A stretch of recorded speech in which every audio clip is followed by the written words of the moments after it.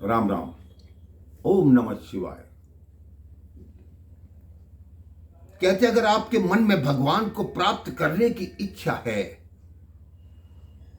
तो भगवान भी आपकी तरफ तुरंत दौड़े आते हैं। आप भगवान की तरफ एक कदम बढ़ाते हो तो भगवान 10 कदम चल के आपके पास आते हैं। किसी गांव में एक रमा नाम की महिला रहती थी। उसके विवाह को 5-6 वर्ष हो चुके थे, लेकिन कोई संतान नहीं थी।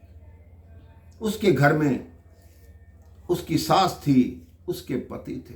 वो उनकी सेवा में लगी रहती, लेकिन उन दोनों ने भी उसको संतान ना होने का कभी उल्हाना तक नहीं दिया। उन दोनों ने कहा जब हमारे भाग्य में होगा प्रभु हमें संतान अवश्य देंगे। उसी गांव की कुछ महिलाएं राधा अष्टमी के अवसर पर बरसाने के लिए जा रही थी। उन सब ने इसको भी कहा कि तुम भी 8 दिन के लिए हमारे साथ बरसाना चलो, देखना मां राधा रानी तुम्हारी गोद अवश्य भरेंगी। उसने कहा कि मेरी सास वृद्धा है, पति भी घर पे हैं, उनके भोजन की व्यवस्था कौन करेगा, मैं कैसे जा सकती हूं। जैसे ही उसके घर पर बात पता लगी, उन दोनों ने कहा नहीं आप जाओ, हम अपने आप अपने भोजन की व्यवस्था कर लेंगे, आप किसी प्रकार की कोई चिंता ना करो। अब वो महिला रमा अपनी सखियों के साथ बरसाना के लिए अपने घर से रेल से रवाना हुई। उसने मन में कल्पना बना ली कि मां राधा रानी का रूप कैसा होगा, मां कैसी होंगी, मैं तो पहली बार बरसाना जाकर उनके दर्शन करूंगी। जैसे ही वो घर से चलने लगी, उसके पांव में चोट लग गई। सबने कहा अब बताओ आपने चलना है या नहीं चलना। उसने कहा नहीं मैं अवश्य चलूंगी। वो चली गई।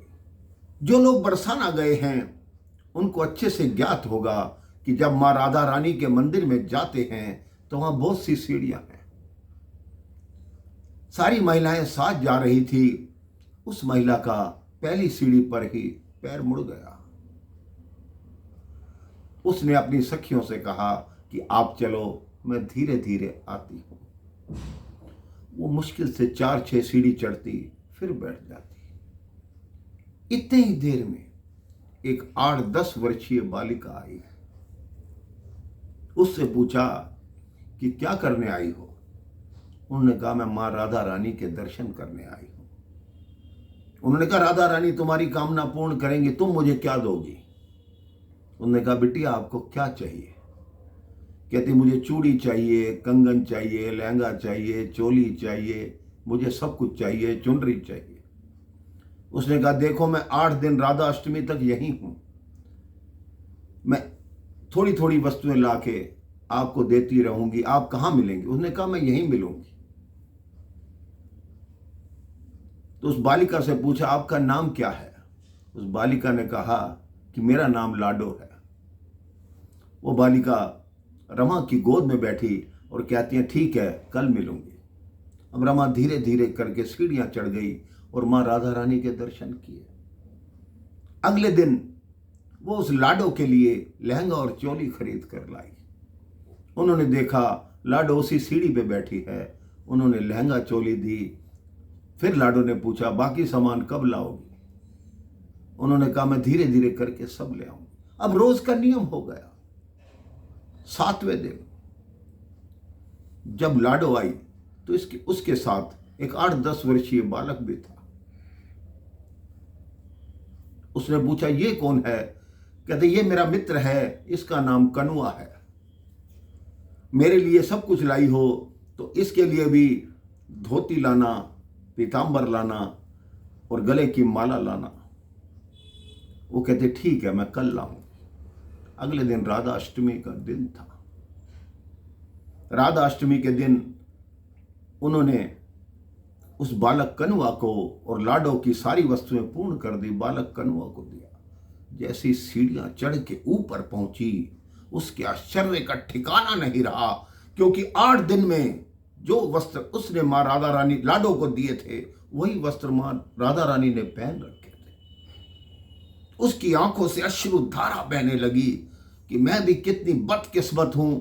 मां राधा रानी रोज आई मेरे पास, मेरी गोद में बैठी, मेरे से बात की, लेकिन मैं पहचान नहीं पाई। उसकी हालत वो भाव विभोर उठी। उसकी सखियां कहें अब चलो घर।